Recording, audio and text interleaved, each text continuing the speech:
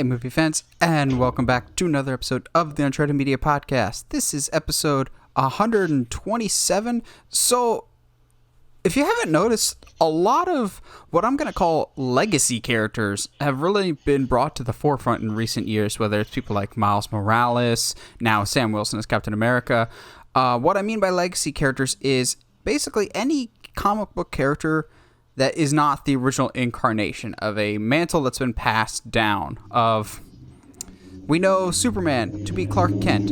Well, if someone else was Superman or someone else was Batman besides Bruce Wayne, sometimes that works really, really well, like the case of Miles Morales. Sometimes it really, really doesn't. And so now that we're seeing more and more of these, like, legacy-esque characters as Hollywood's running out of ideas for the big-name boys for most of the time, we thought we'd talk about the pros and the cons of these legacy characters as we're seeing more and more of them lately. But before we get into all that, Josh, how you doing tonight? I'm doing good, buddy. How are you doing? I can't complain. I can feel good wearing this Rockies jersey again. Yes, we are 8-14. We are 8-14, but we just fired our GM and got a team president for the first time in like a decade. Because our owner was acting as team president, which is never a good idea. Yeah, your owner should not be involved with day-to-day decisions. He should be the one signing the check, and that's about it. But in order for us to move on and rebuild, we actually have to acknowledge that we need to rebuild. So our former GM basically did nothing, and doing nothing sometimes does a whole heck of a lot more damage than making bad trades. And rest assured, he made some bad deals, but to make no deals at all because you're worried about making the wrong deals actually makes things worse. In his 7 years with us, we signed some big name people towards the beginning of it, and then when those people didn't work out, he didn't sign anybody else. And so even World Series winning teams that go 162-0 still make personnel changes in the offseason. Nope, not this guy. He believed in our team, quote unquote, but now he's been relieved of duty. I don't care that we're still losing. It gives me hope of, okay, at least we can acknowledge now that there's a problem. And then if you acknowledge the problem, that's the first step in fixing the problem. Absolutely. But you would know about that. You're an Astros fan. Yeah, we had the best team 2 years in a row. Whatever. Oh, no. We didn't. It doesn't matter if we cheated. It's fine. Everything's fine. I was referring to those many, many years where you guys are the Lastros, and no one ever wanted to acknowledge you guys. I feel so bad for Lance Berkman. He should be a Hall of Famer, but he spent so many bad years with the Astros. There's so many, like Lance Berkman, Craig Biggio, so many great Astros would never be in the Fun Hall fact, of Fame because Craig Biggio got his 3,000th career hit against the Rockies. And I feel like there's a Biggio Jr. now, isn't there? Isn't there a Biggio Jr.? I have no idea. Besides baseball-related stuff, you watching anything, you talk Josh? to me like I watch. Okay, so I finally caught up with Invincible. Okay, just in time for the season finale. Yeah, bro. Episode 7 was it's literally they've packed 3 volumes of comics into 7 episodes. So, in my opinion, it's been done very well. It's getting a second season, correct? It better. With how this season is ending, oh my goodness. But yeah, no, as far as I'm aware, it should be getting a second season. But it's pretty good. It's pretty good. I'm pretty proud of it. I watched this afternoon before we got on the call. Actually, I watched Guns Akimbo with Daniel Radcliffe. That's in my to queue. That's in my to watch for a while. Oh boy. It's not bad. It's very weird and very I don't know how to say this. Daniel Radcliffe is doing everything he can to make sure that you don't remember him as Harry Potter, and I'm really kind of here for it. For those that don't know, just a general synopsis of Guns Akimbo is basically Daniel Radcliffe, the boy who lived, wakes up one day with guns for hands. and go from there, basically. I mean, The weird thing is, I wouldn't even say this is his weirdest performance. I've seen Swiss Army Man. That's absolutely. probably his weirdest. Yeah, Swiss Army Man is definitely his weirdest, but like there's definitely more to the story than him just waking up with guns for hands. I kind of like it. I see what they're doing. It's just weird, and sometimes like they say some really like gross, offensive things just to say gross, offensive things. So there's that. Okay. Oh. Yeah, it's interesting to say the least. So, looking over my list, Heather had a wedding this past weekend to go to. Some of that I kind of know, but I didn't really need to be there for this wedding, so I caught up on a lot of movies. I watched Mortal Kombat. Not very good. If you want my full thoughts on that, I have posted my Mortal Kombat review. I think the script is atrocious, the editing is atrocious, but at least some of the fights are varied and entertaining enough that you can have fun with it. It's probably like a 5.5, a 6 out of 10. It's not spectacular, but the bar's so low for video game movies currently, it wasn't particularly great. Because it, for some reason, you know how like when you're watching YouTube, random videos would be suggested to you, like this movie had random clips suggested to me. Maybe it's because my company's been working on NFL draft package stuff that clips for the movie Draft Day starring Kevin Costner kept popping up. I'm like, all right, I liked Moneyball. I'll watch Draft Day. Draft Day is basically a poor man's Moneyball, except Draft Day is 100% fictitious, whereas Moneyball actually happened. So Draft Day is Kevin Costner is the GM of the Cleveland Browns, and they have first overall pick in the draft this year, and everyone's going, oh, what do we do? What do we do? And it's like day of, and it's just not that interesting compared to Moneyball. One, since it's not real, you can't get invested in this. Like, I don't care how the Browns are going to do. I love Chadwick Boseman. He's in it as one of the prospects that they're looking at drafting first. He's just kind of there. It's all very bizarre, considering it's by Ivan Reitman of all people, the same guy that did Ghostbusters. But the part that was just like, wait, you want me to get on board with this? Okay, yeah, sure, I did read this right, because I was so confused when they first introduced this element that Kevin Costner's the GM. He's having an affair and in a serious relationship with his secretary, Jennifer Gardner, who, yes, I had to Google it during the movie. I'm like, guys, Kevin's old enough to be her dad. I like both Kevin Costner and Jennifer Gardner, but the two of them together is a very uncomfortable pairing here, just when you think about it for more than like 2 seconds. It's also got Dennis Leary as the head coach. He's fine. Tom Welling, for some reason, as the quarterback, thinking he might be replaced in this draft.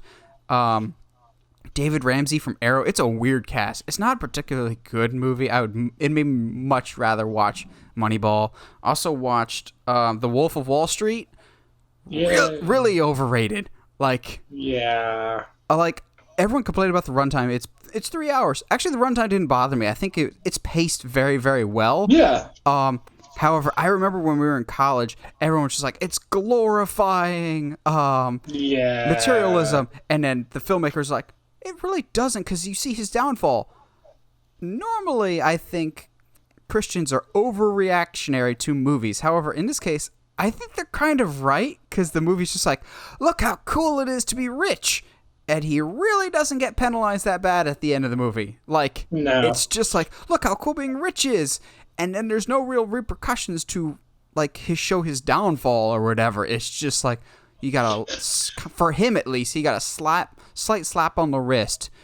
Like, there was no hero's downfall type of situation. So I was like, oh.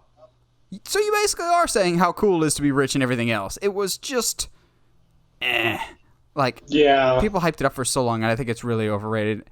And I didn't think it was one of Leo's better performances. I know some people are like, this is what he should have got the Academy Award for. So I've heard the real Jordan Belfort, and he does a pretty good job of imitating him, but it's not quite there.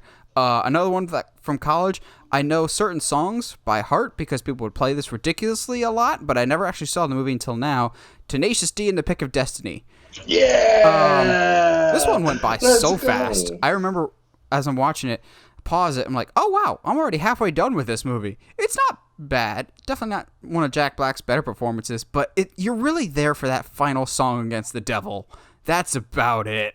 The rest of the movie is just kind of Absolutely fine. It's not bad. It's just I don't think my favorite Jack Black movie, and that's saying something because I quite enjoy quite a bit of Jack Black movies. I watched Wolf of Wall Street, Tenacious D, and his last movie all in one day. It's the oddest triple header you'll ever have. But 2016's Blair Witch, which you have been recommending to me for quite a long time. Yes. Yes. The movie as a whole felt like the production value was too high for a Blair Witch movie. Like, if it didn't have Blair Witch attached to it and it was just Kids in the Woods, maybe I would like it a little better. Because the performances aren't bad, but it doesn't have this grungy, grimy feel that it should for a found footage movie. There's quite a few times that I'm going, wait, how are we getting this angle? Because, like, we see the person inspecting this character's wounds, so we know what their camera angle should be. Where is this, like, weird random shot from through the tent coming from? It wasn't overall that scary. That being said, spoiler alert, they finally get to the house from the original Blair Witch. Oh my god. It's been so long since I've been so on the edge of my seat in a horror movie. Like, watching it, I understood why they turned it into a video game, because it felt very video game-esque. It reminded me a lot of PT. Rest in peace, PT. We wish you were real. But that was so good, and they showed just the right amount of the witch, because I thought, we see it quick when they're in the house, but I thought like the closing shot of the movie might be the witch again, but we only get that one passing shot. Then it's all in your head, just like it should be.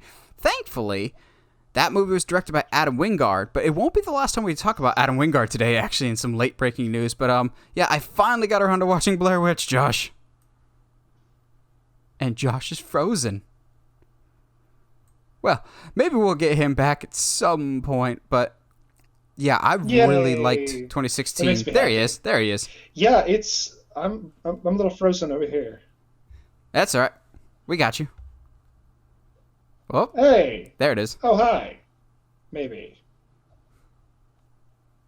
Okay. This is weird. This is what it's like to be in my brain. Yeah, it's so weird. Okay. Yes. I the thing too is about the Blair Witch 2016 is just right in before, because like up to a certain point, like even I was like, guys, I think you're all just being scared for no reason. Like, there's nothing to really be scared of. And they get up close to the house, and you catch her in the background, and you're like, oh, wait, oh no, and then it goes into the finale, and it's just so good. Oh. I will say, though, that the catalyst of the story is one of the characters is trying to find his older sister, who is one of the characters in the original movie. They're like looking through footage, and they're like, see that? They're like pretending it's like this quick shot of them passing a mirror and there's someone in the mirror. I'm like, either I've watched enough horror movies to be able to catch that on the first viewing, or it wasn't as shocking as you think of this footage that we were able to see this on the first viewing. Like, he's watching this tape, and then they're like, they run past a mirror and they're like, see, there was something in the mirror. I'm like, yeah, you held on that for a couple of seconds. We could catch on to that. But yes, we'll talk about Adam Wingard later, as he seems to be carrying on some legacy, which is good. But before we get into that, we've got some other news to go over, and it's better than I was expecting, because we had thought that maybe, just maybe, with the success of the Falcon Winter Soldier TV series, that we might be getting a season 2. Well, we're not getting a season 2 anymore, it doesn't look like it, at least, because we're too busy getting a gosh darn Falcon Captain America movie. Oh, I'm so on board for this. So basically, what's happening here, as my transition is being super weird, it's just freaking out. Okay. It's really tired. It's decided that it needs to take its time to roll across the screen. Oh, there it goes. Okay. Yeah, let's just... That was weird. So, we're just going to pretend that didn't happen. We're going to start that one over again for those people watching on YouTube. So, our big, kicking us off news topic is we thought that a certain thing was going to be a continuation. The Falcon Winter Soldier series has been a huge success for Disney+, but we kind of anticipated that, we were hoping at least, that we would be getting a Season 2 for it. Well, now it doesn't seem very likely that we'll be getting a Season 2. Instead, we'll be getting a movie. Apparently we are in early stages of getting a Captain America 4 with Sam Wilson as Cap. Also, I guess, spoiler alert for all these images that you're seeing now of Falcon. Yeah. We gotta stop saying Falcon because he's not Falcon anymore. He's Captain America, Which, baby. can we talk for a quick second about how good that suit looks? Like, you could not have done a more accurate suit to the comics if you tried. It looks so good. I was kind of... There's more and more evidence to me that we were getting a Falcon Winter Soldier Season 2 because they withdrew it from the limited series category of the Emmys to the Best Drama Series, so maybe it could continue on. I'm much more on board for this. I think this immediately, legitimizes Sam Wilson's Captain America of, no, he's not just a quote-unquote Disney Plus hero. We're putting our money where our mouth is. He is our Captain America now, and I'm so on board for this. I've just been such a huge fan of Anthony Mackie as an actor for a really long time. I know a lot of people were first introduced to him with 8 Mile, which there's a whole bunch of great 8 Mile jokes about something about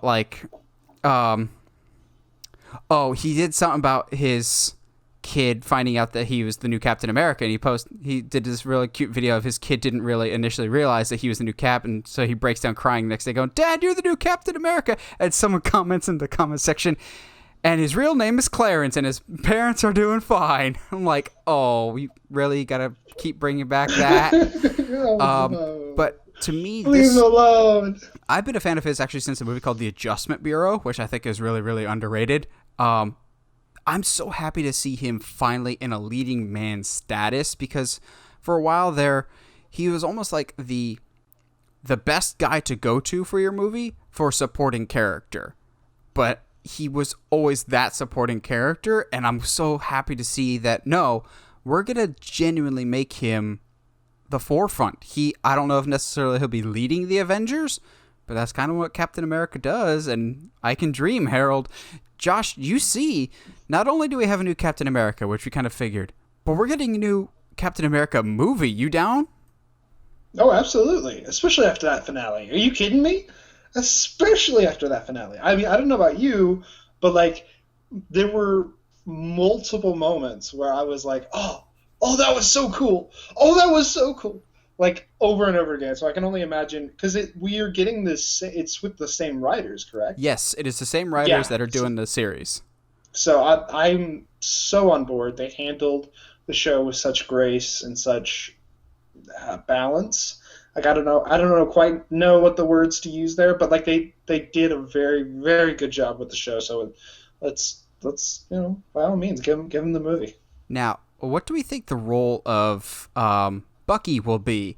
As we saw at the end of the show, it now says Captain America and the Winter Soldier, to which some people are like, that should be the name of the movie. I'm going, no. Guys, you do realize there already is a Captain America and the Winter Soldier movie, and it still is the best MCU movie. Yes. We can't have 2 movies called Captain America and the Winter Soldier. Also, it kind of, to me, undercuts Bucky's narrative, because he seems so hell-bent on not being Winter Soldier anymore. Spoiler alert, John Walker isn't Captain America anymore. He's U.S. agent. Bucky, to me at least, needs a new alias. He's not Winter Soldier anymore. If we call him White Wolf, I'm fine with that. That would be cool. Captain America and the White Wolf, I'd be down for that. I'm so down. I think to me, exactly what I was thinking. to me, we got to leave the Winter Soldier in the past. But White Wolf could be the direction. I'd be down for that. Do you think we would have Bucky in this movie, or do you think we just full on let Sam Wilson have the pedestal all to himself for his first movie? I think Bucky is kind of. I'm not going to say the word needs to be there, but like, it's going to feel weird if he's not, just because of his presence throughout his involvement in Sam's kind of acceptance of who. Oh geez, Steve. Who I was like who Chris Evans said he could be, but that's just how that works.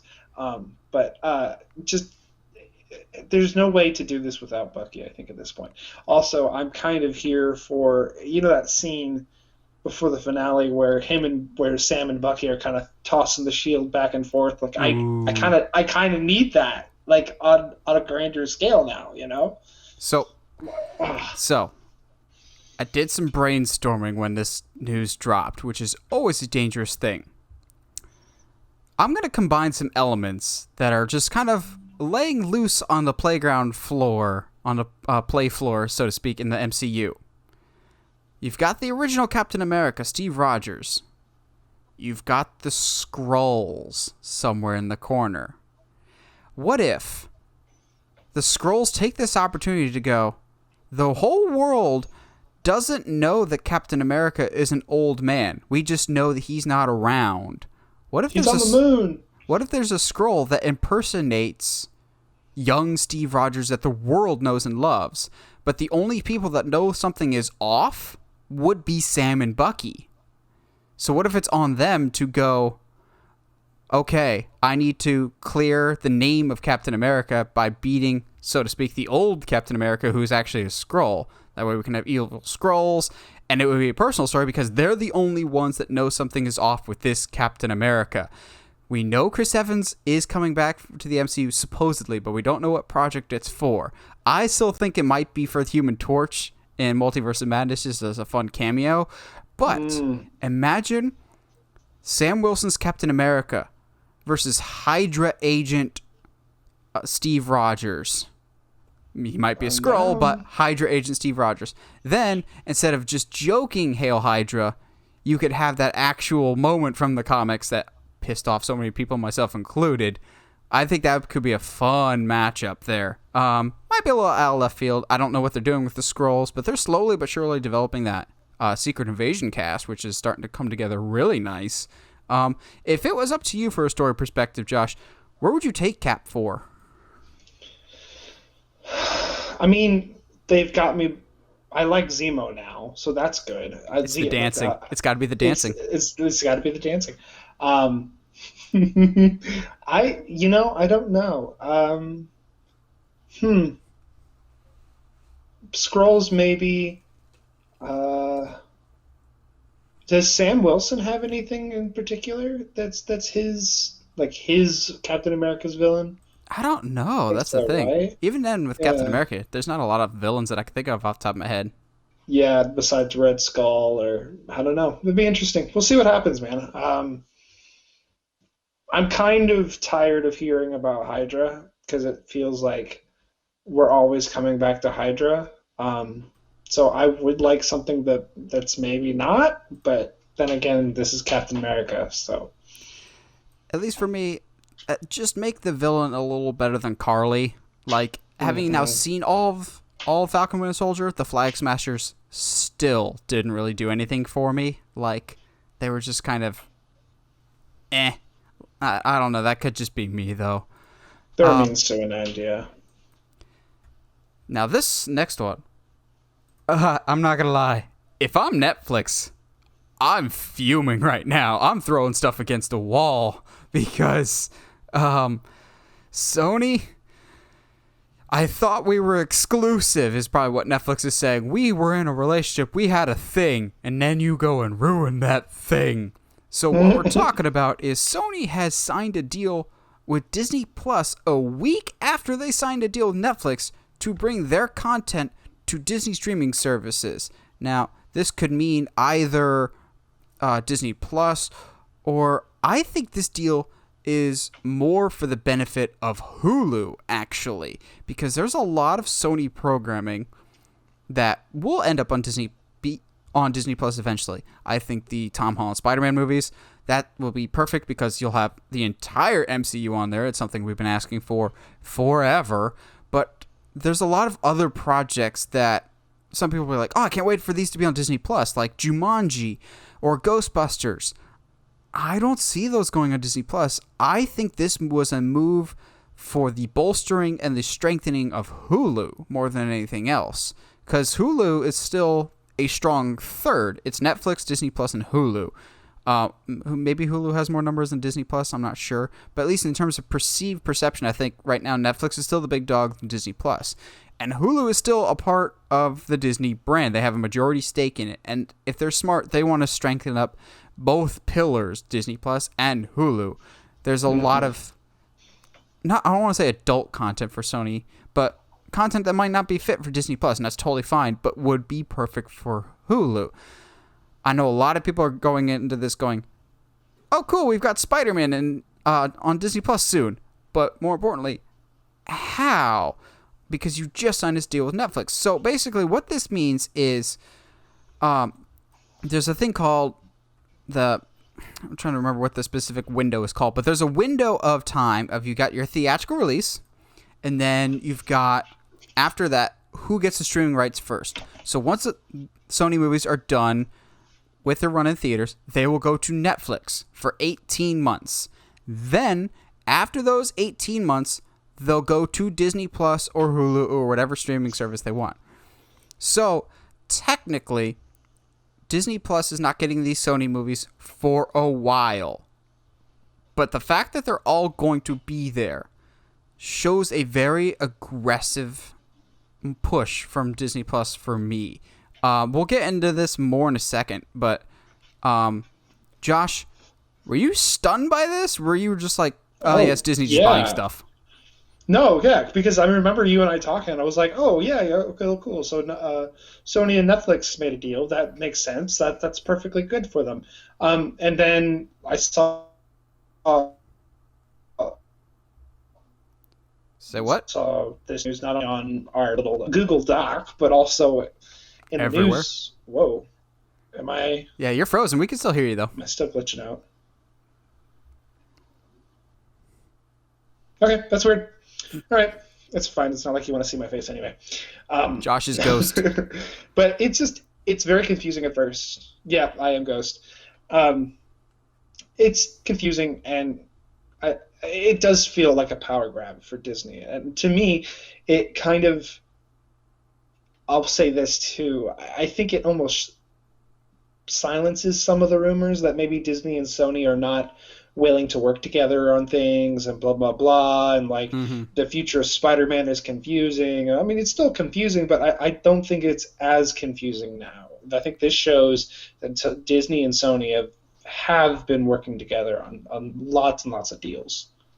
Yeah, I think this, at least to me, confirms that Tom Holland is not going anywhere in the MCU anytime soon, which actually might lend credibility to those rumors that I've heard for quite a few years now, that given that they weren't from reliable sources, I didn't necessarily believe them, and I still don't know if I 100% believe them, but there's been rumors for a while that Disney's planning 3 Tom Holland trilogies. So we're going to have the ones that we have right now with Homecoming, Far From Home, and No Way Home when he's in high school. Then we'll have a trilogy of him in college, and we'll have a trilogy of him as an adult. To which I'm going, that seems a bit ambitious. But Spider-Man is the most marketable character in Marvel history, and it would make sense why he would get the most movies. And Tom is young enough that he would be able to do these. And with no Steve Rogers Captain America, no Robert Downey Jr.'s Iron Man, they're gonna need a flagpole, tentpole type character. Josh, I think, has his hand raised. He's kind of blurry in and out. I have comment, teacher. I have comment.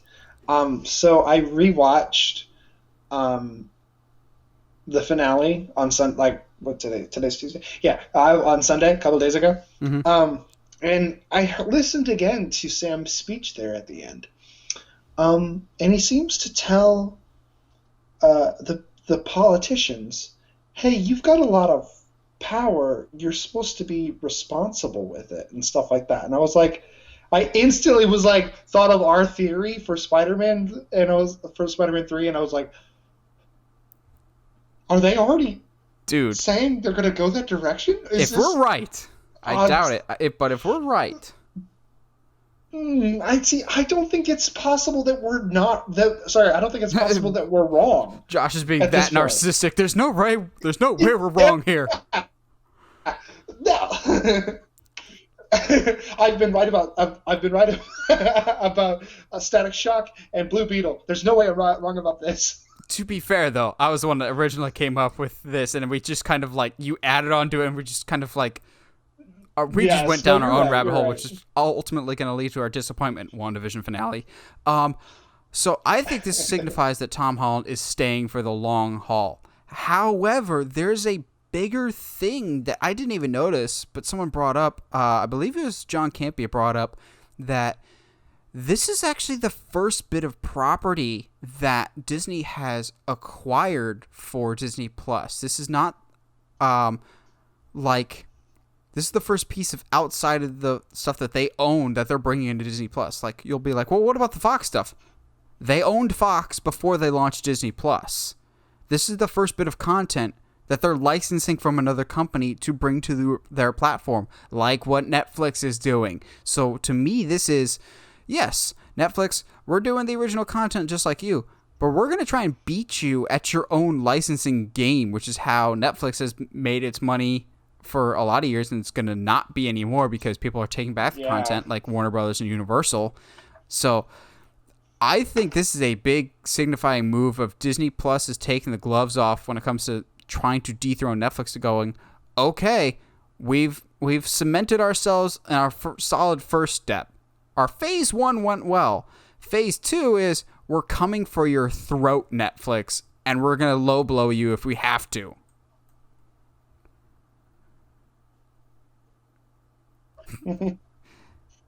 Absolutely. I couldn't agree more. Like, it's not even, it wouldn't even be surprising at this point.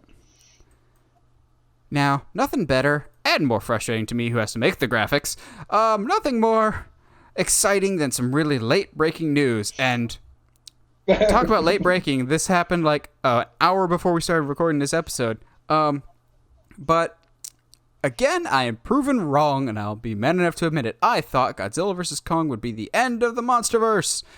Nathan, you are wrong yet again, but this time I'm happy to be wrong, because it seems like due to the success of Godzilla vs. Kong, we will be getting more, or at least one more, from the guy that did Godzilla vs. Kong, Adam Wingard, who, as mentioned earlier, also did 2016's Blair Witch. There's not a lot of details yet, as we just said. It got announced like an hour before we were recording this. We just know it's Adam Wingard coming back to return to direct. But the quote-unquote internal talks are that it will be some variation of Son of Kong. I'm not overly familiar with the character of Son of Kong. Like, I know he's got a kid. I'm also not as familiar with Kong villains as I am with Godzilla villains. And even then, I kind of have secondhand knowledge from some college roommates of mine. Often Kong's enemies are humanity itself. But again, spoiler alert for the ending of Godzilla vs. Kong, there's a lot of storytelling possibilities there from Hollow Earth's perspective. I would like a whole movie set in Hollow Earth. If we have a Son of Kong, we kind of have to introduce other Kongs, right? Because I thought they said he was the last of his kind. So where's he going to find a Queen Kong? Yeah, that kind of has some awkward questions there, but that have to be answered. I don't know, man. It's gonna be weird. Maybe they're gonna pull one of those. Oh, we thought he was the last of his kind, but really, they've been down in whatever Earth for all this time. It's the Tigger movie, except with Kong. Stop. No. He goes on a journey to find other Kongs, only to find out he is actually the only one left. That's how you traumatize a certain generation. It's just say the Tigger movie. I have never not wanted something so badly. Oh my goodness. That's that's traumatizing. I am not okay with any of that. Nope. I'm not. I am also not familiar with Son of Kong, so I have no idea. I'm with you though. Like, if there's going to be a Son of Kong, doesn't there have to be A a Lady Mrs. Kong. Kong? Queen Yeah. Kong. Unless they're going to pull a fast one and be like, "Ooh, we scientists took some blood from Kong and grew a clone." That's technically not. Yeah, yeah. Now you get to be traumatized. You say that, I can totally see them doing something like that, Mm, which is dumb. mhm. Um, I don't particularly care what the next story is. I'm just really, really happy that we'll be continuing this. These movies haven't always been the best for me. I didn't particularly enjoy Godzilla King of the Monsters. They're not spectacular movies, but they're movies that are necessary for the survival of the theater. You are allowed to have big, bombastic movies. And the continuation of the Monsterverse, because I refuse to give up hope. The longer the Monsterverse continues, and is allowed to continue, there still remains that slightly cracked door that we could cross over with Pacific Rim. I refuse to let that die. It will happen. I need it to happen. Of Kong teaming up with a Jaeger in Hollow Earth. Please let that happen. Son of Kong pilots the Jaeger. I don't care. Just give it to me. Oh my gosh. See, like, see, the thing is now that Mechagodzilla is a. I mean, Mechagodzilla is not a thing now. What are you talking It's been about? out for like It's been out for a month. People, come on. Okay, That's okay, not a okay, okay. spoiler anymore. Yeah, it is. But yeah. So like, if Mechagodzilla can be a thing, I don't see why they couldn't do a like Pacific Rim v Godzilla thing. That's just Ugh. yeah. It's gonna happen eventually. So we've been blessed with trailers lately. It's just been nice to have trailers again. Um, it's been a while though since we've seen a trailer that I kind of want to put back in the oven for a few more minutes because it doesn't quite look done. And that was the case this week with The Conjuring 3. The Conjuring, The Devil Made Me Do It. Now, I have really enjoyed both the main line Conjuring movies. One significantly more than the second one. I thought the second one was way too long and kind of set up too many spin-offs. But it was still fine. I am incredibly nervous about this one. But I'm also not particularly surprised. I've been cautious about the Conjuring The Devil Made Me Do It ever since they announced it, and we're just like, and James Gunn will be returning to produce it. And I'm going, wait, hold up. He's returning to produce it? Oh, yeah. You love when he produces stuff. No. We love when James Wan directs things. We remember what happened to the first Annabelle movie produced by James Wan. That Annabelle movie's terrible. Or James Wan produced Yes, it is. The Nun, which is terrible. Admittedly, Annabelle Creation is one of the best in the entire Conjuring franchise, and it's so good. Thanks, David F. Sandberg. But I would be much more excited with this movie if it was James Wan returning to direct, but he's too busy with Aquaman 2. And you can immediately tell from this trailer that it is not a James Wan movie anymore. It feels like bigger, but not better. They're like, oh, wow, Lorraine might fall off the side of a cliff. Aren't you nervous? I'm like, well, since you're saying it's based on a true story and Lorraine lives many years past this movie, there's no real tension here. Also, like, I know what they're going for with the waterbed. It just didn't scare me. Nothing about this trailer scared me. I was a little annoyed. Just like, really? I thought we were past this with, like, the picture that I've got here. You're blatantly ripping off better horror movies with The Exorcist. Like, that's not even subtle that you're trying to reference The Exorcist here. The Conjuring, ever since the first movie, has really just been a roller coaster of ups and downs, and I'm very much worried that this is a down part of the franchise. I am going to go out on a limb and confirm. I guarantee it will be a Ooh. down. Okay? Because you know how much I enjoy a trailer, even like bad trailers. I'm like, yeah, yeah, I had a good time with that. I rolled my eyes at the opening line. Rolled my eyes at the waterbed. As soon as the waterbed comes on screen, I'm like, oh my goodness. Oh, he's gonna pop out of the waterbed. And then guess what? Later in the trailer, he pops out of the waterbed. Ooh, like you said, like nothing about this was scary. Um, it just seems I just like I shouldn't roll my eyes so hard at someone turning around with blood all over him and being like, I think I hurt somebody. It was like, well, no way, really? Oh, okay, cool, thank you. I just, yeah, I don't think it's gonna be good at all. I noticed with James Wan movies are scary, like especially that first Conjuring, and the Conjuring trailer was so good because it drew stuff out. Like, you still remember to this day the clap game when she's at the top of the stairs. Oh gosh, that was terrifying. But they draw that out. This, I don't get a sense of what the story is from this trailer, and also I don't get where the scares are coming from. It seems like they went a little too crazy with the demon possession, so everything goes balls to the wall nuts. It's just like, no, the first two were scary because it still felt like a human family, a human connection, a human story, and everything else. It still felt grounded in reality. That way, when stuff starts going haywire, it's scary and unnatural. This, they don't set what natural is supposed to be. Yeah. Like, Lorraine, for some reason, goes basically to the upside down, like Stranger Things, and right before she goes off the cliff, like in Stranger Things, it almost looks like they're just like, oh, the leftover set from Stranger Things season 4, while they're off in Russia, we can film our movie here. It doesn't look scary to me. It looks so jarringly different from the first two, which had the drawn out horror, the atmosphere, dark. This is too, maybe it's me nitpicking here, but I don't think it is. This trailer seems too bright. There's way too much stuff taking place in the daytime.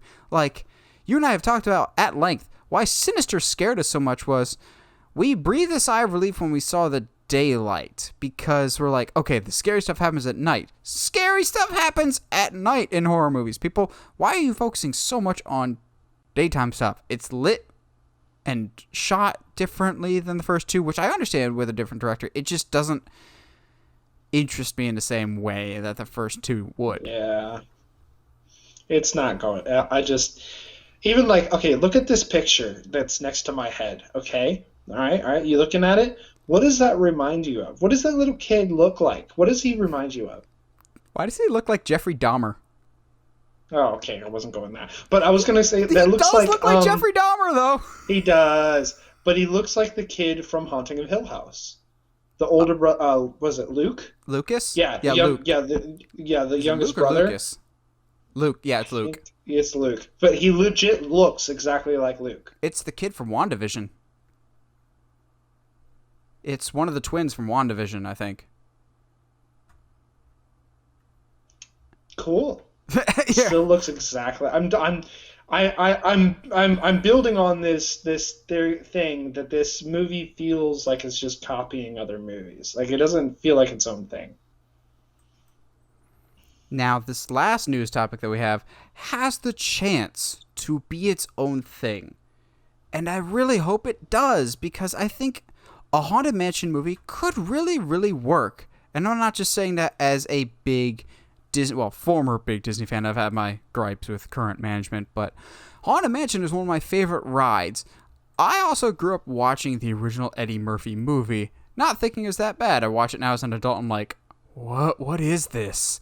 I'm also a huge advocate of getting kids interested in horror movies at a young age. Don't need to completely traumatize them, but movies like Monster House, Goosebumps, if they're old enough, Monster Squad, Halloween Town, stuff like that can be good because it gets kids to experience a different genre that they might not normally experience. Horror can be a very rewarding genre if you find the right stuff. So we say all this because Disney is planning on doing a new Haunted Mansion movie.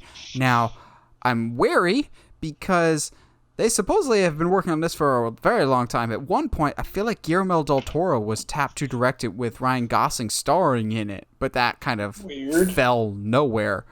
I still am curious about this.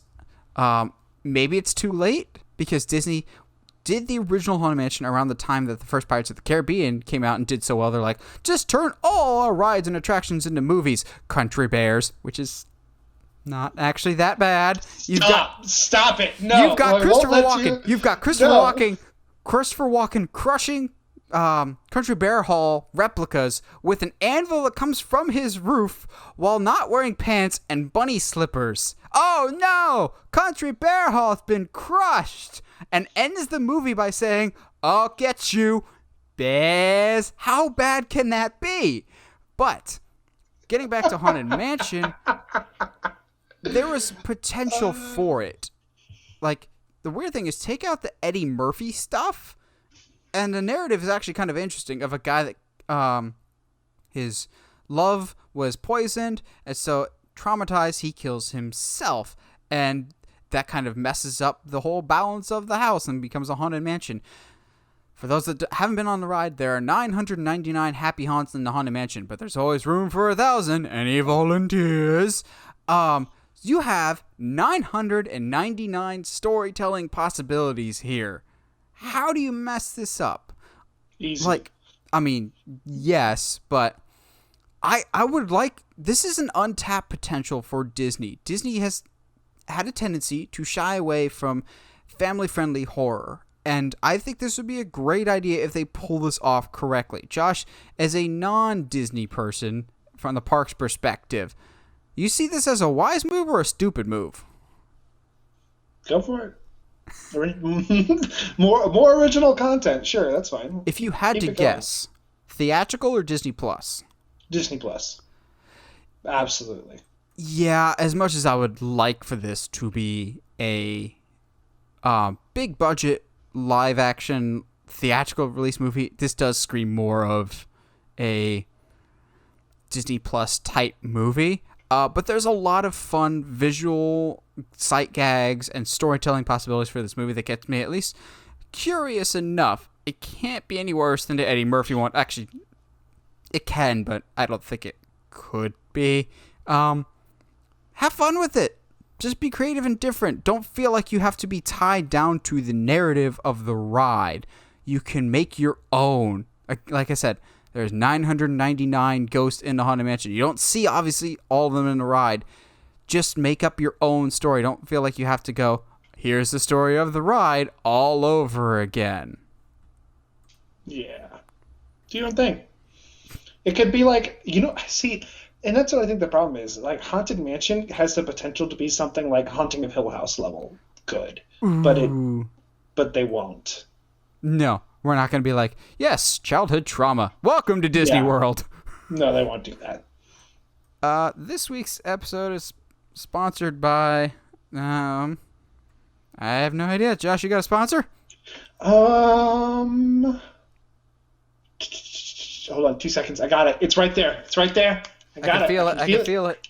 Can you feel it, Mr. Krabs? Today's episode of Uncharted Media Podcast is brought to you in part by Krusty Krab Pizza. It's the best pizza. Krusty... Okay. Every time you do that, I always think viewers like you. Thank you. Yes. Every time. We should start doing that, because they really are the only reason we do this. Yep. And then someday... maybe we'll actually get a sponsorship. So, legacy characters are growing in popularity quite rapidly. So, for quick definition again, legacy characters are basically any superhero identity that is passed down to a next generation. So, like, if a Batman was not Bruce Wayne, if a Superman was not Clark Kent, if a Spider-Man was not Peter Parker, this could happen for a lot of different reasons. It could be story reasons, like your character's out of action for a while, or it could be a permanent decision, like in the case of the current Superman comics, as announced, I think, last week, that Clark is not going to be the Superman anymore in the main Superman comic timeline, it's going to be his son, Jonathan, who we'll talk about later. I'm not a big fan of, but I am at least curious about this comic because it's written by Tom Taylor, who's currently writing Nightwing and just crushing it. But that's not the only character we've seen. We talked about Sam Wilson, Captain America, taking up the mantle of Steve Rogers, so that's a different incarnation of Captain America. But I think the biggest and most successful character, like legacy character to date, is Miles Morales. We'll talk about him a little bit later. But I guess technically, sure, if you want to get technical. We'll talk about him later, but I want to start opening the discussion with, when did we first notice legacy characters? Because as a kid, the notion of legacy characters confused me a lot because I grew up watching, like a lot of kids, the animated Justice League series. And in that you had Batman, Superman, Wonder Woman, Martian Manhunter, 2 legacy characters if you really think about it. John Stewart, Green Lantern, who I still say is the best Green Lantern of all time, come at me, and Wally West's Flash. So I always grew up thinking Wally West was the Flash, not even realizing, and this is where my first experience with legacy characters came in, was that Wally was the Flash for about 20 to 30 years, but the Flash before him, like the main Flash for almost all of DC Comics, is Barry Allen. Barry Allen's the one that's got the TV show. He's the one with this upcoming movie. He's been the Flash the longest. Now, you still got quite a few people that prefer Wally over Barry, and that'll happen. There's people, I'm sure, that prefer Miles over Peter as Spider-Man. But that was my first experience. It also came, but to a certain extent, with the Robins. So I don't consider Robins as legacy characters. I think of them always as their own individual characters. But I remember watching Batman Beyond, Return of the Joker, one of Josh's favorite movies, and getting so confused when they have old Tim Drake, the former Robin, be like, yeah, back in my day when I was Robin, going, wait, I thought Robin's real name was Dick Grayson, being uber confused by that, not even realizing that Dick Grayson was the first Robin and then Tim Drake was the third Robin, and the animated series doesn't acknowledge Jason at all, which maybe that's why I like it so much, because I've never liked Jason and I think he's drastically overrated and he didn't get interesting until he died. I'll stand by that statement. But Josh, do you remember the first time you realized, oh, there can be different incarnations of characters?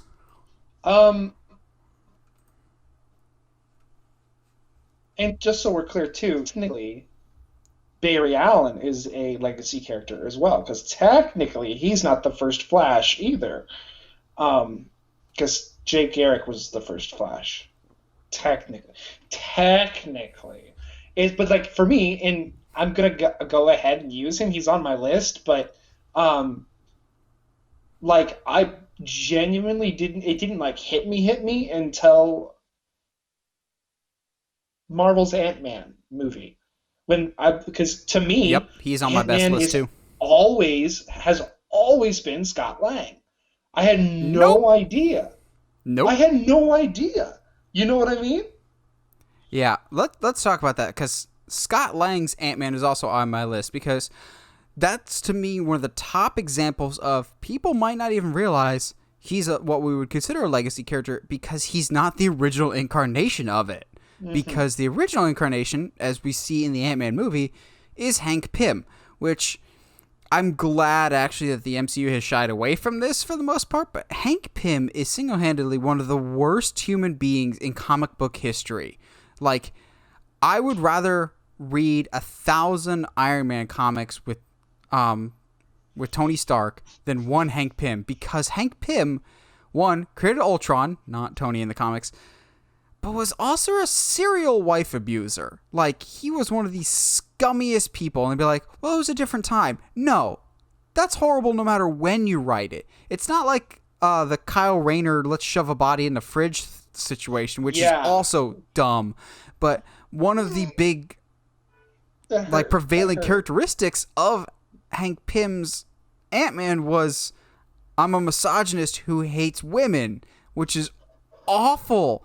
And Scott Lang, on the other hand, I'm a thief, but I have a redemption arc. At least in the stories that I know, Hank Pym never really got that, and so I'm glad that the MCU has shied away from that. They've still kind of made him an emotionally distant father, but I think that's much more accessible than, hey, there might be a good reason why Janet Van Dyne is hiding or away for a while. Like, Scott is a much more relatable and interesting character. So I think people might forget that he's not the original, but he sure as heck is the best. Yeah, and that's what I think what's interesting about legacy characters is that sometimes the character can be so well written and so interesting that it outshines the original incarnation. Example, whenever you were like, I would rather read Iron Man comics over seeing Hank Pym, I would rather watch a Cyclops solo film directly ripped from the comics than have Hank Pym be a thing. Like, it's just, and for those that don't know, like, Cyclops is single-handedly the stupidest and like worst like human of the X-Men. I mean, at least in the movies. In the comics, he's not as bad. Oh no! Oh, buddy. Oh, go do some Google searching. But my man, like he's a messed up dude. Sorry, this is a total rabbit trail here. But like at one point, he has but it's like during the Dark Phoenix era. Yeah. He has a clone. Not ill, but he has a clone of Jean Grey that he marries, and then Jean Grey comes back, and he leaves the clone in which he is married to and has a child with for OG Jean Grey. So he pulls a Scott Pilgrim then. I mean, yes, but not as bad. Yeah, I have issues with Scott Pilgrim, but that's yes, well documented. Details. But yeah, it's just very interesting because I think whenever you talk legacy characters or characters who have, and that was a problem that I ran into when I was trying to look up, I was trying to do research for this topic, was like I didn't know exactly how to phrase things because it's very different depending on like what the process of somebody else taking up the mantle is very different from character to character. Yes, like some of the ones we'll talk about today is a more permanent thing. And some of them are not temporary, but a shortened run of things. Like my favorite all-time legacy character and replacement that I'll talk about last didn't do it for very long, but to me, he actually did it better than the original. But we'll talk about probably the biggest name on this list. And it's one that, if I'm being honest, when this character was first introduced, I would have actually probably put him on the worst because to me when he was first introduced, he just felt like fan service of just like, here's this new character, you're gonna have to like him. And that, of course, is Miles Morales. I like Miles a lot now, but when he was first introduced, it just felt so gimmicky of like, okay, we need something fresh with Spider-Man. I'll be honest, I didn't really care for the character of Miles until Into the Spider-Verse. Really did a good job of identifying core elements that people could see it themselves in, which is exactly what they do with Peter Parker. And you could see similarities, no matter your cultural background, to Miles. And that was only furthered with the Miles Morales game. Not as good as the original Spider-Man, but he's still great in that. So I came to appreciate the character. And what I've always liked about Miles is they've never tried to make him Peter Parker's Spider-Man, but they treat him as an equal to Peter, just a less experienced version of that, which I've always appreciated. They don't just give him it would have been really easy, like a character we'll talk about later, that they have the exact same power set, except their personalities a little differently. No, he has a different power set. He's got a different background. He's not a clone of the original. That's what gives him this new life, basically. I think I was also originally hesitant against Miles Morales because I'm not the biggest fan of Brian Michael Bendis as a comic book writer. It's even more so with his current Superman stuff. I'm really not a fan of what he's done with DC, but over time I've become a big Miles fan. I will still always prefer Peter over Miles, but I don't think the disparity between the two is nearly as big as it was at one point for me. Yeah, no, I'm with you. I've always been hesitant of it, and for the most part, as not as of a avid comic reader as you are, Miles was one of those things I heard had happened, and I was like, oh, okay, cool. And then when Spider-Verse came along, I was like, oh, like no, this is actually like a really interesting character. Yeah, like let's dive more into him. In some ways, I might like him more than Peter sometimes, depending on the story. But yeah, he's more, I think, relatable to today's day and age than Yes. brown-haired, blue-eyed Peter. You know, Yes. like is. However, I know for a fact that this will not be the most we disagree about something. Yeah. Because we've already gone over some notes, and I stand fast on something, and I'm sure you stand your ground on something else. But we'll talk about a BR later. Who's another of like your favorite? They were not the OG, but they became great. So this is kind of like gonna go into the category of they didn't take up the mantle for long, but did some really, really cool stuff while they were. And this is, and it's Danny Rand when he takes on the mantle of Daredevil. Have you not heard this? Have you not? I have not story? heard this. Josh, educate me and the masses at home. Bro, okay. So, there's I forget. I think it's Daredevil issue number 87, if I remember right. Of like, I think it's one of his most recent runs, or it's close to the Civil War storyline. Matt Murdock actually gets arrested and convicted for being the vigilante Daredevil.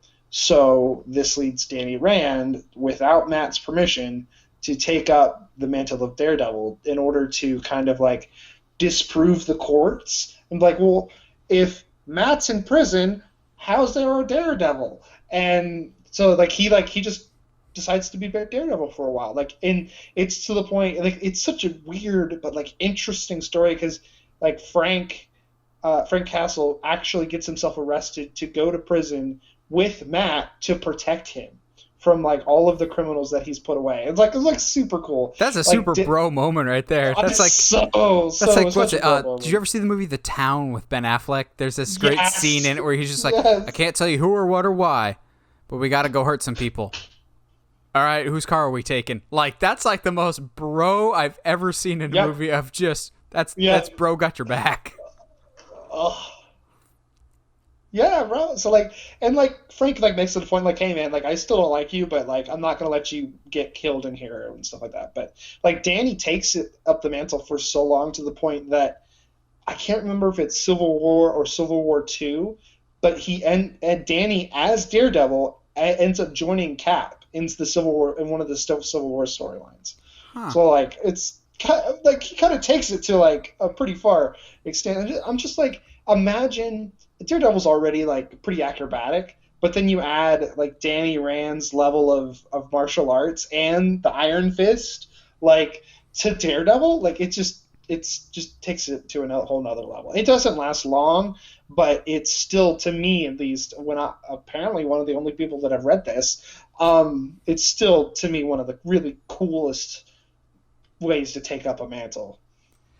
So we started the show talking about this, but I think it's time we'll talk about it now of Wally West as the Flash. So I still kind of think of Barry as the first Flash just because he's the one that spent the most time as it, even though he also technically is a legacy character, but I'd debate that just because how much time is spent as the Flash. He's always been painted as the primary Flash. But Wally, I have felt so bad for Wally. He is single-handedly the most screwed over comic book character probably in history. And this is coming from a Nightwing fan, and Nightwing has not had a good run of things over the past 5 to 10 years, but Wally's had it even worse. But when he was the Flash, I think it was like mainly the 80s and 90s. Basically from, I think Barry disappeared in Crisis on Infinite Earths when he basically ran the cosmic treadmill to nothingness, and then he came back in Flash Rebirth by Jeff Johns, I believe, is what it was called. But for the most part, Wally was holding it down and doing it well. I think, actually, of all the individual comics that I have of the Flash that I got from my uncle and my hundreds of comics that I have, I think almost all of those are from the Wally era, actually. Yeah. And I appreciate that they don't ever try and make Wally Barry. He just feels like a good character. And even with the newer stuff, like a Young Justice or a Teen Titans, was he on Teen Titans? I'm trying to remember. When he goes back to being Kid Flash, there's still you might someday be again the great Flash that you were before. He's been screwed over. All right, you were an adult Flash. Now you get to go back to being a teenage kid because we've reset the timeline again. But it doesn't matter what incarnation it is. I've always loved the character of Wally West, and maybe that's even more so after watching Young Justice, which will always be one of my favorite shows ever, especially because we unhealthily watched it. For those that don't know, Josh and I watched all of Young Justice in one weekend. There's 26 episodes in both the first 2 seasons when we watched it. We basically got up, we're like, all right, let's do it. And then we watched all of it. Was it one Friday, one Saturday, one Sunday, or something like that? One Friday, one Saturday. Had to be. Yeah, because I wanted to watch it for Nightwing, not realizing that he wouldn't show up till season 2 with the 5-year time gap. So I'm watching all of season 1, loving it, by the way, but loving Wally especially.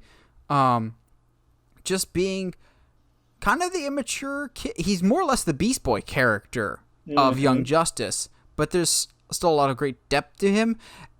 And he's such a good Flash. I'm just frustrated with DC Comics at times of just going, I know you're really high on Barry, and you always want Barry to be like the beacon of the best of what every superhero can be, to the point of even Batman looks up to the Flash, and we're just like, you do realize there's other Flashes here. Like, Jay is the OG and just as good. Barry held it down for you. Bart is freaking awesome. I love me some Impulse, bro. Impulse is like great, my favorite. I'm sorry. Also, I love Wally's suit. The yellow is just fantastic. But yeah, as a character, Wally just has to be one of my favorite legacy characters, even if he doesn't get the respect he deserves when he became the main Flash, at least nowadays. Yeah, he's unfortunately been a character that's consistently screwed over. Like, not just in the comics, in the Flash show, they kind of they're like, hey, it's Wally, and we're all like, oh, cool, and then they do nothing with him at all, really. I think the splitting the races and making, there's one Wally that's a white guy with red hair and one Wally that's a black kid, both in the show and in the comics, definitely overcomplicates issues. Like, that doesn't help having 2 separate Wally Wests, which is a whole separate issue. There's no need for it. Yeah. It's just weird. The Flash, and again, I think it's much like when you and I discuss Spider-Man storylines. Like, it depends on what you grew up with. Like, to me, Flash will always be Barry because it's Barry, you know. But it's just, again, it's just furthering this discussion on how important legacy characters are. To me, like, Barry is my Flash, but I kind of see Barry and Wally on equal footing because I grew up so much with Wally in that Justice League series and in the comics because that's who it was at the time. But now that I've read so many of the current Flash stuff, I'm like, I kind of see them on equal footing, leaning a little more towards Barry, but I think they're not as far apart as DC likes to pretend they are. So I've got 2 more. How many more you got, Josh, for, like, good? As for good? Yeah, for good. I have 2 and a couple honorable mentions. All right, let's. What are your honorable mentions? I'm curious. Honorable mentions. And I think as soon as I say them, you'll understand why they're honorable mentions. If you say Damian Wayne, I'm gonna slap you. No, Kate Bishop is Hawkeye and Shuri is Black Panther. They're honorable mentions because I think we're about to get them in live action form. So first of all, their comics are just rad. It's just so cool to see. I don't know if you've ever looked up Shuri as Black Panther in the comics, but like Yes. the look is so dastard. It's like not dastard. It's so drastically different than T'Challa, but like it almost cooler in a way, and it just So actually, when I chef worked at kiss, Boys and Girls chef's Club, kiss. it was a predominantly black Boys and Girls Club, and like the teen director had a whole bunch of comics in his office, and one of them was the one where Shuri, like comic replicas, obviously it wasn't original printings, but he had the one where Shuri becomes the Black Panther. So I got to see that a lot. But I've always been an advocate for Shuri becoming the next Black Panther. It becomes a little trickier now, obviously. But even when Chadwick Boseman was alive, I was like, okay, I want his story to go on for a while, and then we can pass the torch to Shuri, because I can absolutely see that, because I love the concept of Shuri as a character telling girls you can be strong and powerful, but also you can be smart. Women in science is a great thing, and Shuri, I think, is the biggest advocate for that. That's a big part of her character. It kind of reminds me a little bit of the Gwen Stacy in the Amazing Spider-Man movies, of you can be smart and successful.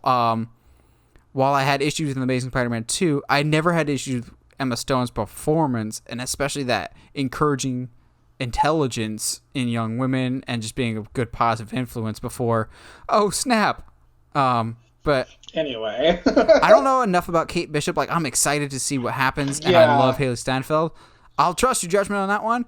I love the design. I just don't know enough about Kate Bishop. I just know that she's more or less the future of archery in the MCU. See, and I think they're going to use her as the staple Hawkeye. And that's the reason I think I bring her up, is that in the comics, I think it's, you say Hawkeye, you think Clint. And I think what Disney's about to do is, in the movies, when you say Hawkeye, you're going to think Kate Bishop, which is super cool to me. Although we have heard it once. We did hear Hawkeye once in Endgame, but yeah, I see what you mean. Yeah, but they never, everyone's like Clint, or they never call him by his name. So they got close. They called him the Hawk. What's one of your final two? Yeah, one of your final two. Okay, so another one from left field. I also doubt that you know what this one is.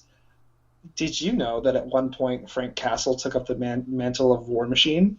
That sounds right. Yeah, that's believable. yeah. I mean, it makes sense. Now, if I told you that Nick Fury orchestrated it all in order for Frank Castle to take care of some things, and then got upset because Frank was like, "Cool, this is a great suit. I can do things with this," and then dips back to New York because he's like, "All right, I can take care of some people now." And then Nick Fury's like, "Hey, wait a second! No. That's not what we meant." That's the whole.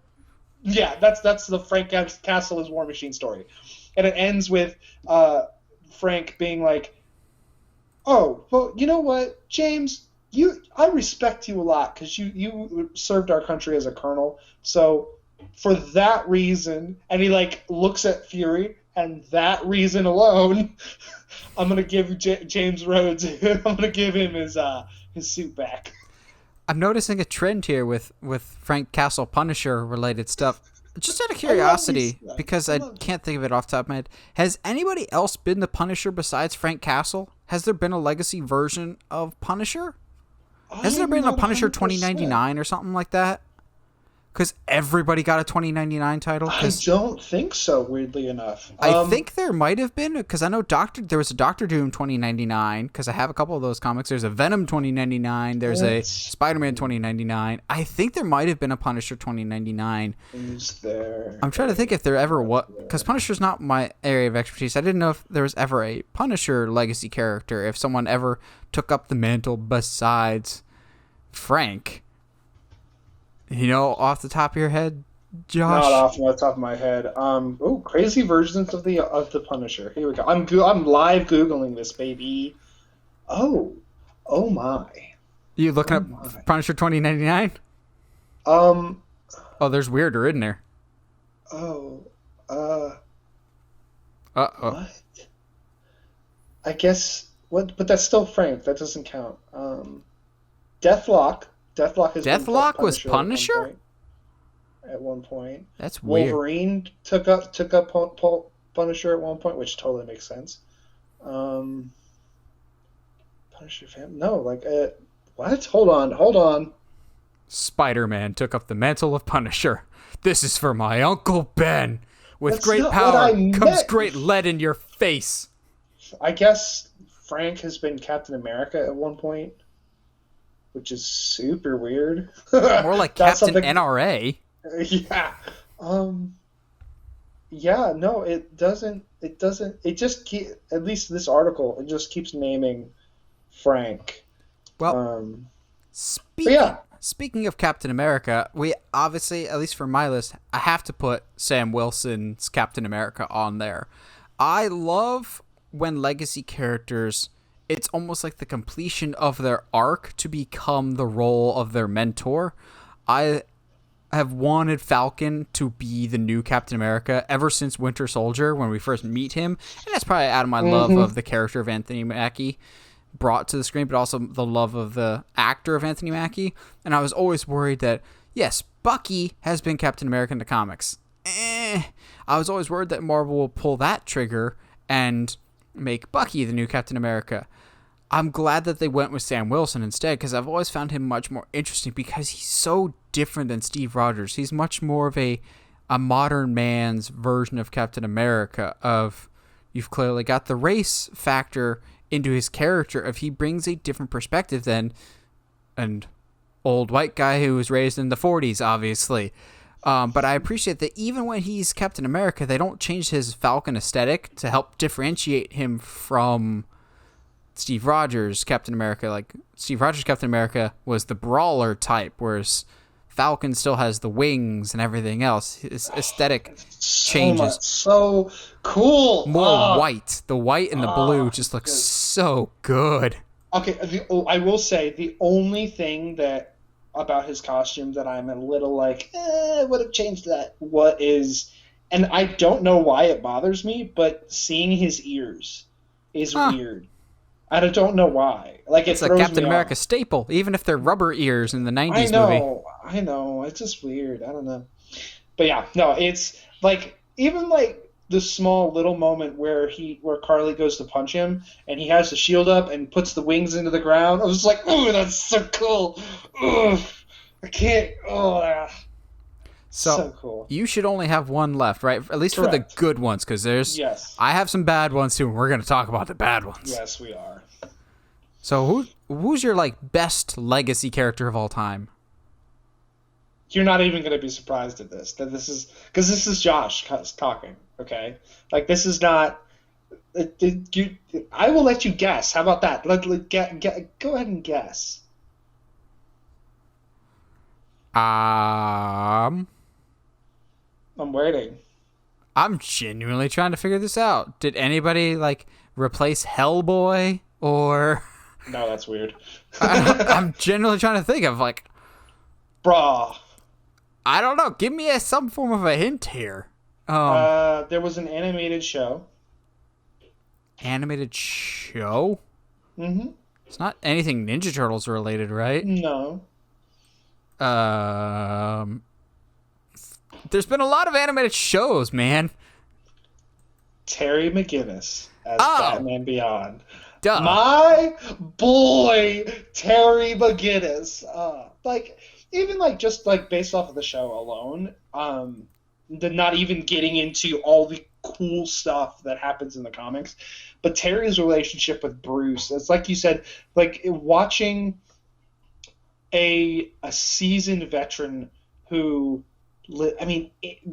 basically post a Dark Knight, Bruce Wayne finally turns into an actual decent mentor because he can't do it anymore. And Terry is, and I think again, like you already brought up the movie, the Joker Returns, how Terry interacts with Joker in comparison to how Bruce interacts with Joker is vastly different, but both are so good and so awesome to read and watch. He's just, I mean, the thing about if you have somebody like Dick Grayson take up the mantle, there's a lot of baggage that comes with that you have to talk about. Whereas Terry, they're just like, all right, cool. So this kid decided to steal a bat suit, and now Bruce is like, this reminds me of this reminds me when I was picking robins.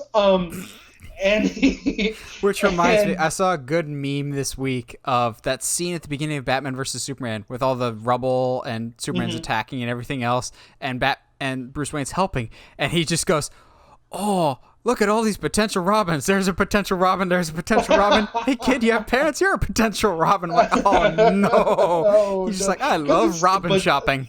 But it's true, though. But no, yeah, to me, Terry McGinnis is the ultimate legacy character in that not only did he take up the mantle of one of DC's most iconic heroes, but to the point where Batman Beyond is its own character because it's just that fleshed out and that well done. Mm-hmm. However, I will never, ever say that Terry McGinnis is the best Batman of all time because I'm too busy saying there's some other Batman that's better. Again, I said some of these had a long run, like Wally West was Flash for a very long time. This individual was only Batman for a little bit, maybe a year and a half. I'm trying to remember how long the Grant Morrison run was. But to me, the greatest legacy character of all time is the one that I think is actually the best Batman and is even better than Bruce Wayne. Dick Grayson as Batman. And of course, I have no bias in this whatsoever out of my love of Nightwing. No biases whatsoever. But his Nightwing persona is different than his Batman persona. And that's, I think, what makes it worse. Batman will always be haunted by the death and memory of his parents. Dick actually, through the help of Bruce Wayne, was able to get over that. So when he becomes Batman, you talked about the baggage and having a character that doesn't have any of that. I think the baggage is what makes his story more interesting and more compelling as Batman, of just going, I never wanted to be Batman. I never wanted that role, but I always feared because I was the first that I would have to inherit that role either way. And because the other Robins and other members of the family look up to me, that I was always afraid that I was going to be that, but I don't want to be him. I don't want to be like my father, basically, which is a big thematic element that's in a lot of movies. Like Star Wars has that father relationship, and it's done so well in the comics of Nightwing's goal has always been he wants to help, but if possible, he'd prefer to do it as Dick Grayson, not as Nightwing. He just understands that that's not always possible.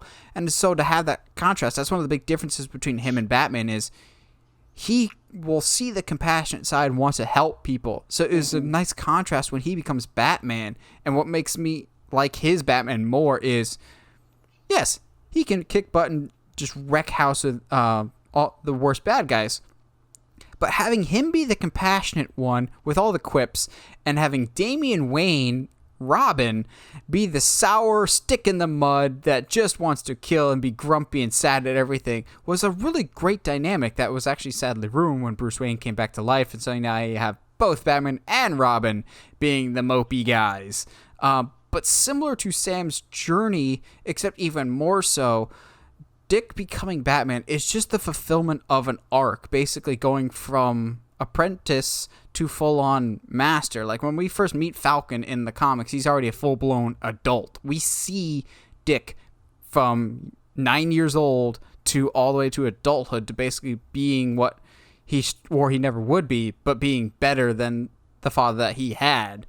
It's a great narrative. I love his character as Batman. I loved his character before when he was Nightwing and Robin, but him as Batman is just perfect. And I still to this day say that his Batman is actually better than Bruce Wayne because he wants to help people as Dick Grayson as well as Batman, as opposed to Batman insisting that the only way help can be served is in the suit. Mm-hmm. No, I agree, and I think that to me that's where Terry and Dick are very similar.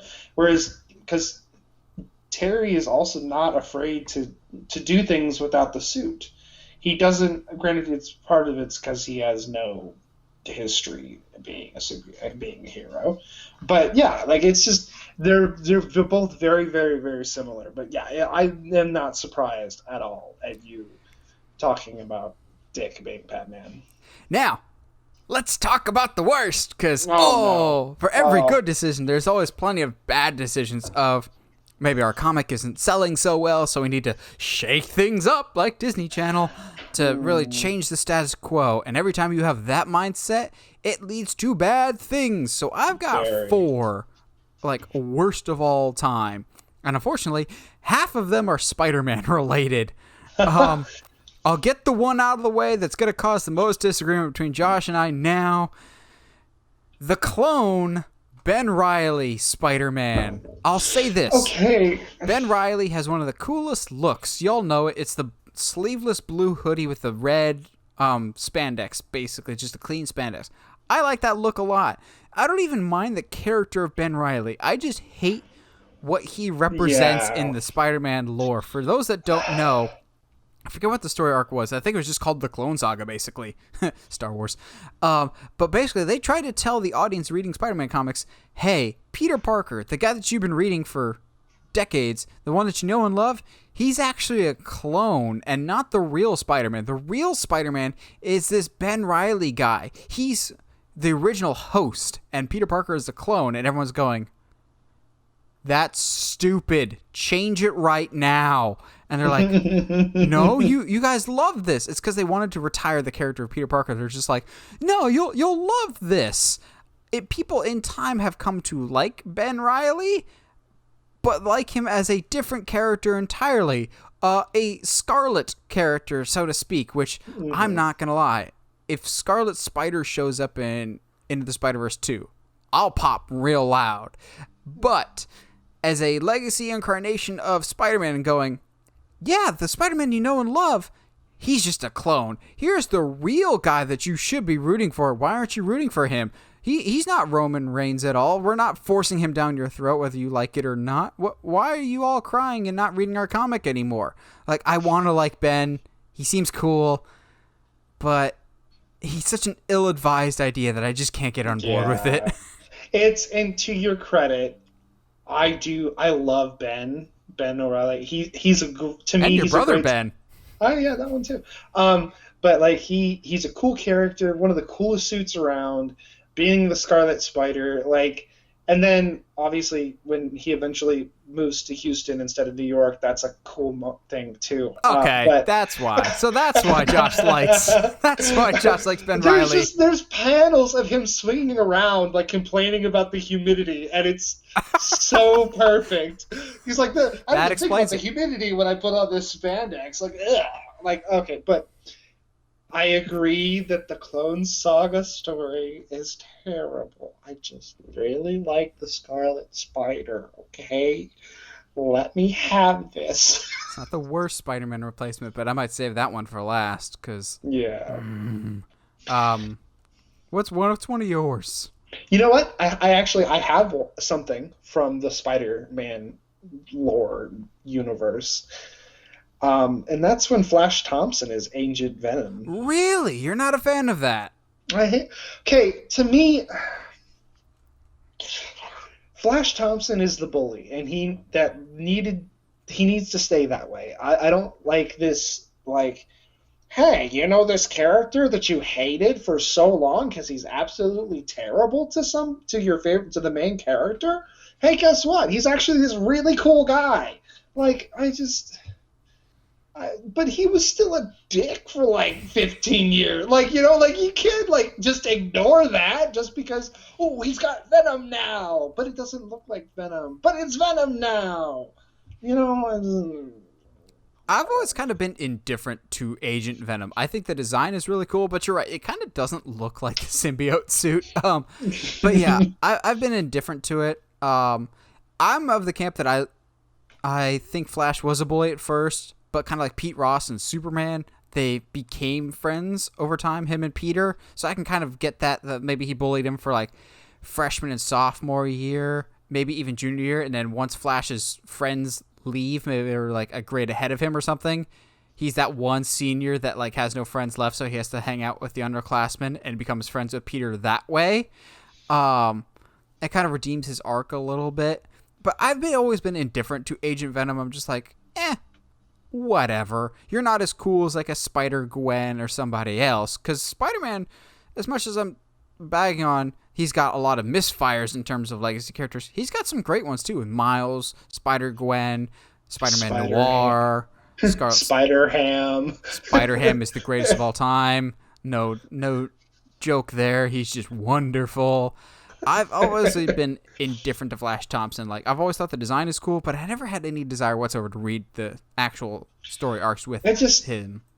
Yeah, like, if you have the quote-unquote Venom as your suit, why do you need guns? Because guns sell. Yeah, but you get my point. Like, it's just whatever, dude. So here's probably my most controversial pick. Maybe because I know a lot of people, this character will probably resonate with them. For some reason, he's always felt very gimmicky to me, and I've never really got on board with him. And that's Jonathan Kent as Superman. The son of Clark Kent and Lois Lane grows up to be Superman. I think there's a variety of factors. To me, Clark Kent is Superman. Like, you've got Elseworlds, you've got like Calvin Ellis, who is probably going to be the one that they make the new Superman movie about. You've had Elseworlds. Jonathan Kent just has never done it for me. And also, the current stuff that they're doing with him in the comics also doesn't help. Of, hey, he was a kid, now we're going to rapidly age him up very, very quickly so we can make him, whether he wants to be or not, the new Superman. Like, what's wrong with Clark? Why do we have to rapidly age up this character just to make him the new Superman? Like, to me, with Jonathan Kent, I'm hoping this changes with Tom Taylor's run. It never felt like there was a justifiable reason why Jonathan had to be a mature adult when there was still plenty of interesting storytelling possibilities of young father Clark Kent stories to tell there. Of like, Clark is the original Jonathan Kent. Like, there's interesting stories to be told there.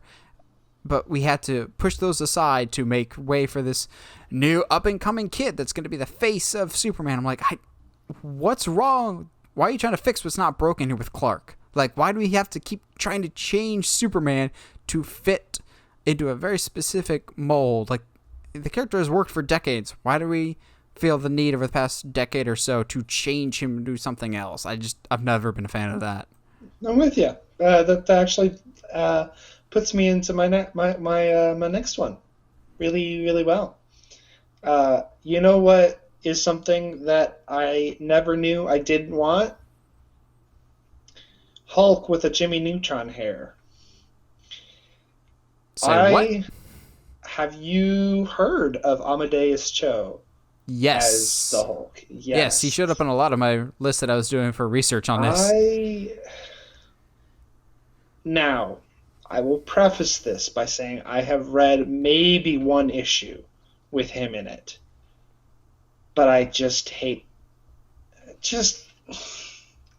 Hulk with a mohawk just looks weird and looks dumb, and I hate it. Like he should be named Kyle or something, and he's just punching drywall. He's a monster. Smash. He's a walking monster advertisement. And I'm sure that there's a conversation about representation that can be had and stuff like that, as far as why they changed it, blah blah blah. I don't care for it. I don't care for it. Yeah, I can see it, but again, I can't really speak too well because I haven't read a lot of... I know I've heard of the character, but not overly familiar with it. Yeah. I know you are familiar with this character, and it is single-handedly the worst Batman character of all time, dating back to 1993, I believe. So it's a very, very famous Batman story that was even partially kind of adapted for Dark Knight Rises of... Bane comes along and breaks Batman's back. Well, Batman's going to be knocked out of commission for a while, and Gotham needs a Batman. We're going to make Dick Grayson Batman, right? Because that would just make sense. Nope. We've got to get somebody completely outside of the Bat family named Jean-Paul Valley.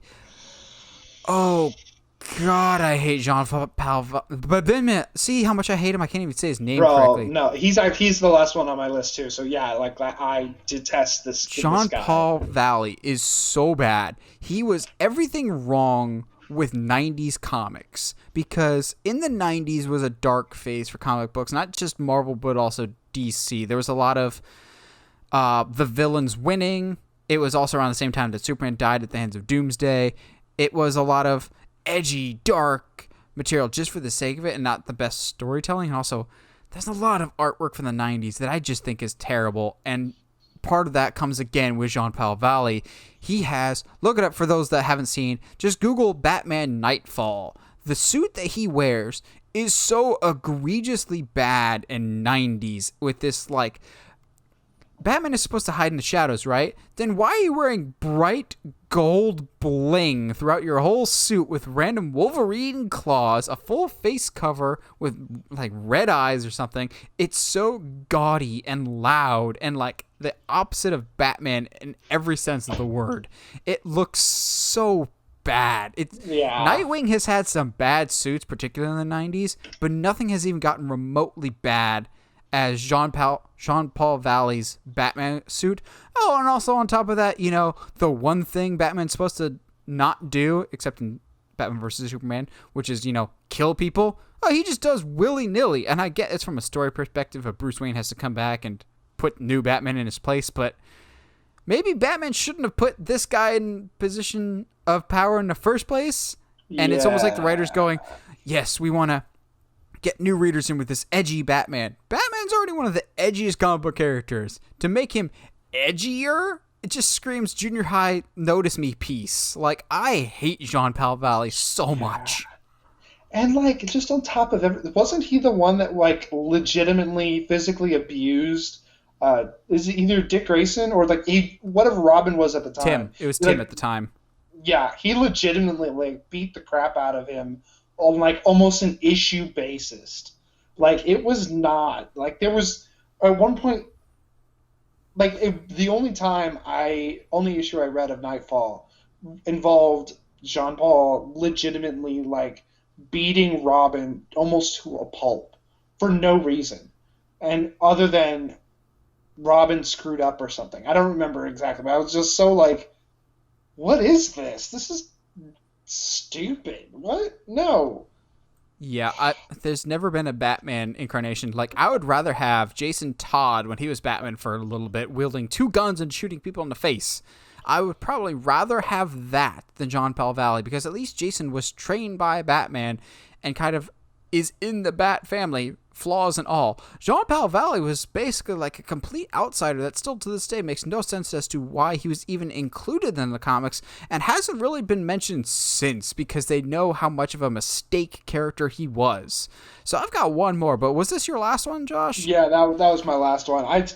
I unfortunately couldn't come up with a lot of like ones that I absolutely hated, but then again, I'm not as well read as you are, so. There's one. Even though like I know like Daredevil stories that you've never heard of, which is so weird. That's because you read more Daredevil. I've never been the biggest Daredevil fan. That's fair. No, as Jean-Paul Valley, I've read more issues with him. There's only one story that I've read that involves this one, but I know this was allowed to go on for way too long and overshadowed a good chunk of the actual Spider-Verse story arc. And that is, I'm not making this up when I say this, people. Doc Ock as Spider-Man. Like, gross. So for a while, the actual Peter Parker died, but but the consciousness of Doc Ock was put into the body of Peter Parker. So basically, Doc Ock was using Peter Parker's dead body almost to be the superior Spider-Man. And it was so bad. Like, they tried to make Doc Ock a redeeming character. Like, he wasn't a full-on murderer or anything, but he still had some Doc Ock tendencies, but tried to more or less, you can't really merge the characters of Doc Ock and Spider-Man. They're supposed to be polar opposites. They're both brilliant minds, but one uses it for evil, one uses it for good. Just saying it, Doc Ock as Spider-Man, sounds just wrong. Thankfully, the real Spider-Man comes along and punches his face out in the end of the Spider-Verse story arc. But also, this was around the same time, if I remember correctly, that Spider-Man was the head of Parker Industries, which I've always hated this. So for a while in the comics, I don't think it's the case anymore, but Peter Parker was basically Tony Stark in that he had his own tech company and was the CEO of it and had its big old building and everything. I'm just like, you're missing the point here of what Spider-Man is. And that was, the Doc Ock thing was in the middle of that, of like really being aimless for direction for Spider-Man. Like, as much as Into the Spider-Verse is like a really famous Spider-Man story arc, there's a lot of tangential storylines that are just not that interesting to me because it's just so far off from Spider-Man. But just saying it on paper and even just reading it on the page, Doc Ock as Spider-Man, it just is wrong. It's just not right. And I know that they're doing it just like, it'll just be that much more cathartic when the real Spider-Man comes along and beats him. Just like, I had the same issues with Nightwing when he lost his memory and was basically just Rick Grayson for 2.5 years. Like, if you drag this on too long, you'll lose people, and the actual payoff won't be worth it. I've always said you can beat your hero down so long as the ultimate victory is just as cathartic as all the pain and hell that they went through. This was not worth it. This was just a bad decision all around. Intended to boost sales, but it was just a horrible idea. Yeah, Spider-Man has gone through a lot of stuff. Yeah. To say the least. Now, to wrap things up, we kind of want to do like just one or two quick ones of, do we see any legacy characters becoming the next like Miles Morales or the next big deal? Because I can think of at least one that I'm pretty sure is on both Josh and I's ideas of, if you do this right, he's not the original version, but he's probably nowadays more popular than the original version, because the original version, Ted Cord, was not that interesting. He was kind of a goofy white guy. But you put Jaime Reyes, Blue Beetle, in a movie, and that could have a Miles Morales effect on people. Be still my heart. I love, and not only if they do Jaime, but if they pair him up with a live action Static Shock, I might cry, like legitimately, because I can see it happening. It's so good. And I think actually what I've said earlier about Kate Bishop and Shuri being poised to take up those mantles, I think that they could potentially as well be a part of this conversation as far as what will the mainstream audience know who is as this is the person under that mantle. Yeah. Trying to think if I can think of any others. Can you think of any others besides those? For me, it's just Blue Beetle really is, because I think, like Miles Morales, if you do it correctly, you reach a demographic that has not been reached yet from a movie standpoint of, you guys can be heroes too. You can be represented well on the big screen. Damian Wayne could be the next great legacy character. No. There's, admittedly, Damian has come a long way, but he's still a long way off from being a character that I like or enjoy. But what do you guys think? What are some like ultimate legacy characters, incarnations of comic book characters that came along later that you like almost just as much as the originals, whether it's a Sam Wilson Captain America, Miles Morales Spider-Man, Wally West Flash? Let us know in the comments below. We always like hearing from you guys. And as always, if you like what you hear and you want to hear more, subscribe to us on whatever audio platform you're listening to us on, whether it's iTunes, Spotify, Google Podcasts, or YouTube. And if you haven't already, subscribe to us on YouTube at Uncharted Media. And as always, stay sharp, movie guys and gals.